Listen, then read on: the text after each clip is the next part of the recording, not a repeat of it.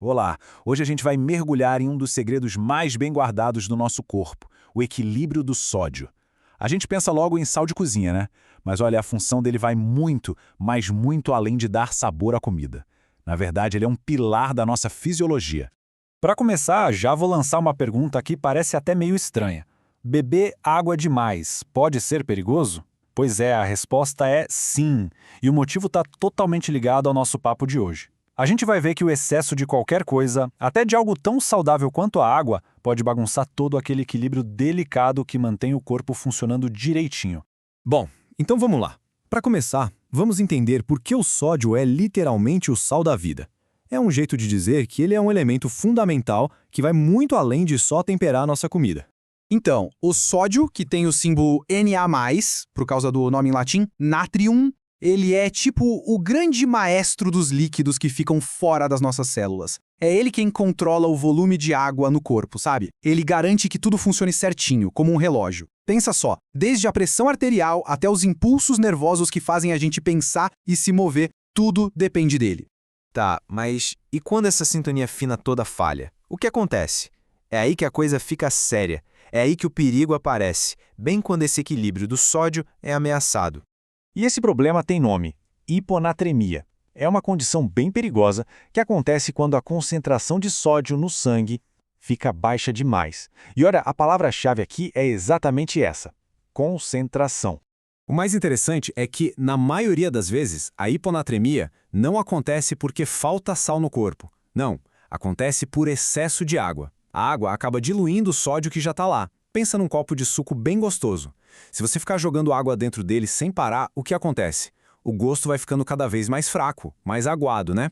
É exatamente isso que acontece com o sódio no nosso sangue. Mas por que isso acontece afinal? Basicamente, tem duas causas principais. A primeira é quando o corpo produz muito de um tal de hormônio antidiurético, o ADH.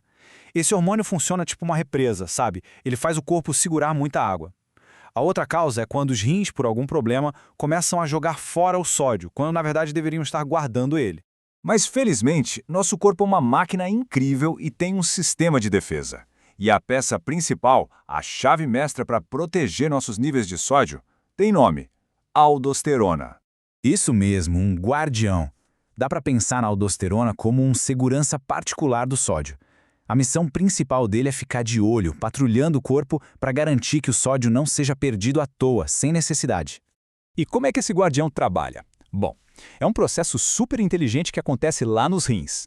A aldosterona chega nos túbulos renais e dá a ordem bem clara: opa, segura o sódio aí. E o mais legal é que quando o corpo puxa o sódio de volta, ele aproveita e traz junto a água e o cloreto.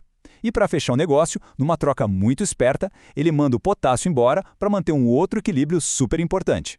Tudo muito bonito, mas e se o nosso guardião simplesmente não aparece para trabalhar? Aí a gente entra num território complicado, o de uma condição chamada Síndrome de Addison, que é basicamente quando todo esse sistema de proteção falha. Pois é, sem a aldosterona para proteger o sódio, o sistema simplesmente entra em colapso. A falta desse guardião é a porta de entrada para o caos total no corpo. O nome técnico para isso é hipoaldosteronismo.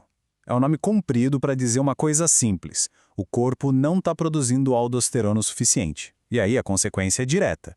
Sem a ordem para segurar o sódio, os rins, eles simplesmente deixam o sódio ir embora. E qual o resultado disso?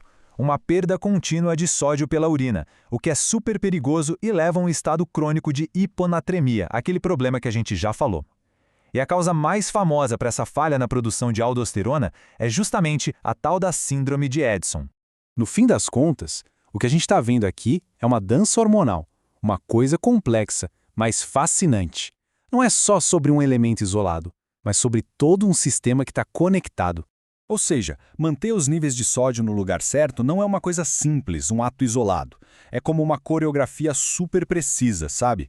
Uma dança entre hormônios, como a aldosterona e o ADH, o trabalho sem parar dos rins e até a quantidade de água que a gente decide beber. E tudo isso deixa a gente com uma reflexão final, né? O sódio é só um exemplo. O nosso corpo, a todo momento, está fazendo um monte de ajustes de balanços invisíveis só para manter a gente de pé com tudo funcionando. Aí fica a pergunta no ar: que outro equilíbrio desses, tão secreto e vital, será que está sustentando a nossa vida agora mesmo, a cada segundo?